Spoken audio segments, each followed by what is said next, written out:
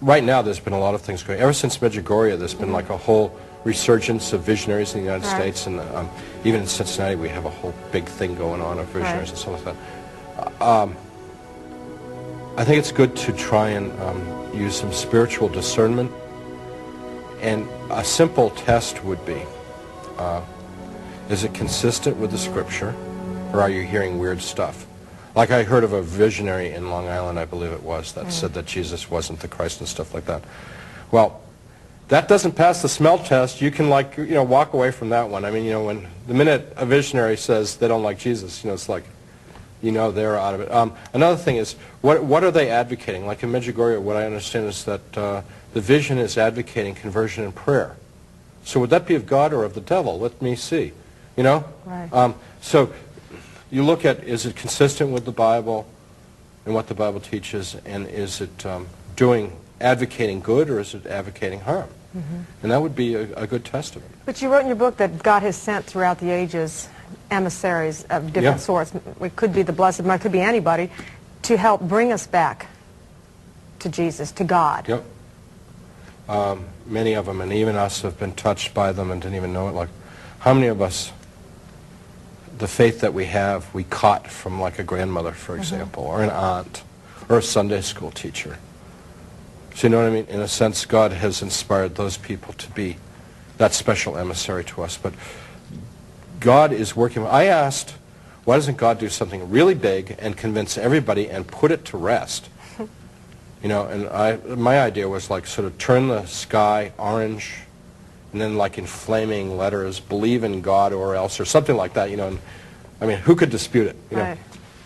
And they said, that's coercion. God doesn't do coercion. It's got to be free choice. Because that's the tremendous gift he gave us. Yeah. That's why he loved us so much. Yeah. And that's what we're here to learn about. How do you exercise that choice?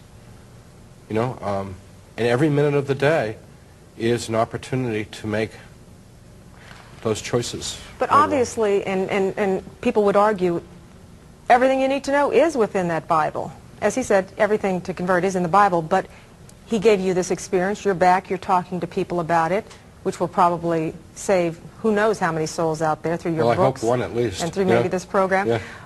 There have been other people with similar experiences to you. So just because it's not in the Bible doesn't mean God can't reach out and say, look, wake up. You're going down that slippery slope. God is moving in powerful ways.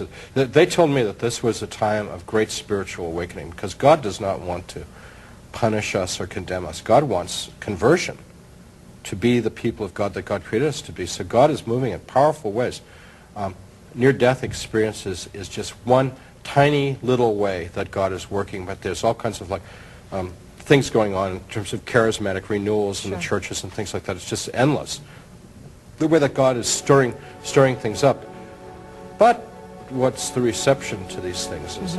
Is it just the preaching to the choir, or are people actually being converted? That's the real issue. Now, you were able to ask him countless questions, and of course everybody's going to read about it when they get your book, My Descent into Death by Howard Storm. You finished talking with Jesus and with the angels, and then they tell you what? It's time to go back? Oh, it was very disappointing, because they said that I had to come back to this world. I said I wanted to go to heaven. They said, no, you got to come back to this world and live this stuff. And I said, I want to come back to this world. And we had a huge argument, because he said the world's full of cruelty and ugliness and awful people and evil, and why would you send me back to a world like that? And they said, well, those things are there, but there's also goodness and loving people and kindness and beauty in the world, and whatever it is we seek, we will find. So if we seek beauty, we'll find beauty. If we seek loving people, that's the nice thing about going on the Christian walk. There's all the neat people you meet, Right. But anyhow, we had this huge argument, and we talked about forgiveness and prayer and all these things, and ultimately I thought I had something that would allow me to go to heaven. I said, you can't send me back to the world, because I will die of a broken heart if you do. Because now that I have known you in your love, speaking of Jesus and the angels, I could not bear to ever be away from you again. I absolutely meant this, and they knew I meant it. And they said, haven't you been paying attention? We've always been with you. We always will be with you. And I said, but I never saw you before. I never heard you. I never felt you. I mean, when I go back, it's going to be like that again, right? And I said, yeah. And I said, well, pretty soon, it'll be like you don't exist. And I won't know you.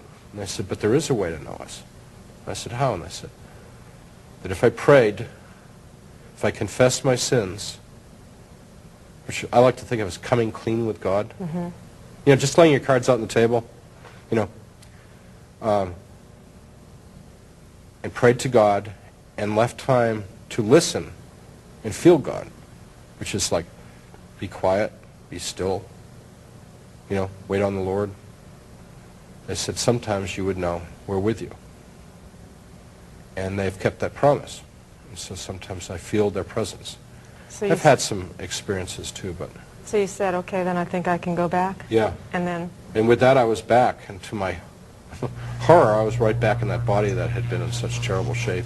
Lying on a hospital bed. What happened? And, immediately upon me coming back, the nurse who had been in the room a little while earlier and said there was no doctor came back in the room and said, a doctor has arrived at the hospital. We're going to do the surgery right away. And they evicted my wife from the room, and they prepped me and did the surgery that I needed. So they performed the surgery on you, and you're back in recovery, and you wake up. How do you deal with all this when you're back? Well, it's a huge dilemma because I knew that what I had experienced was fantastic, to say the least. I mean, incredible. Meaning, who would believe me? Incredible. And when I tried to tell my wife and other people, it was incredible. They didn't believe me. They thought it was a delusion or hallucination or something like that. And for a while, that caused me to sort of withdraw from wanting to deal with people because it was, and I'd pray to God, like, if you gave me this experience and nobody wants it, then why did you give it to me? And why'd you give me the memory of it? Because I think a lot of people have these experiences, but they don't remember. I know several people that have had experiences, but they say, I can't quite remember it. Yeah. But I have a vivid memory of mine. Vivid detail. Yeah. But you're laying in there, and you have this feeling, or hear this voice that says, get some airline tickets, you're going home over the weekend or Monday, whenever it was, Yeah. in a few days. And you didn't imagine that could be possible because you had just had a major operation. Yeah, that was on Tuesday, and I'd had the surgery on Saturday night. But your wife comes in, you tell her to go get the tickets, and... Yeah, she goes, I mean, this is all so bizarre, people won't believe it, but it's the truth, absolutely. She walks out in the hall, goes to the payphone, calls collect her mommy and daddy in Iowa City, Iowa, and says, we're in trouble, I need a couple $1,000, we got to come home. They said, give us your phone number, we'll call you right back. They called their bank, their banker, and he said, what a coincidence, I just came back from Paris and we had an emergency and I had to wire money over there and I know how to do it. Tell it'll be at such and such an address in 10 minutes. You know, if you ever try to get money in a foreign country, you know it's like weeks. I mean, it's impossible. Right. But this banker knew how to do it like now. My wife comes back into the room. She says, I've talked to my parents. They're sending the money. I'll be back in an hour. She leaves, comes back in about an hour with 2 TWA airline tickets to go back to the United States on Monday morning, which is what I told her to do. And I said, what in the world have you done? She said, you told me to get the tickets. And I said, yeah, but why did you do it? That's crazy. I'm sick. I'm going to be here for a month. You know, I can't go home. But I did get well enough to come back to the United States because I needed the attention of an American hospital. But you had a guardian angel visit you in the hospital before you left. Oh, yeah, actually several different ones. But the... One was came in the form of a young doctor. That was the one I was most fond of. He was in his early 20s, blonde, short hair, wearing white short sleeve scrub, white pants, white shoes, and a white belt.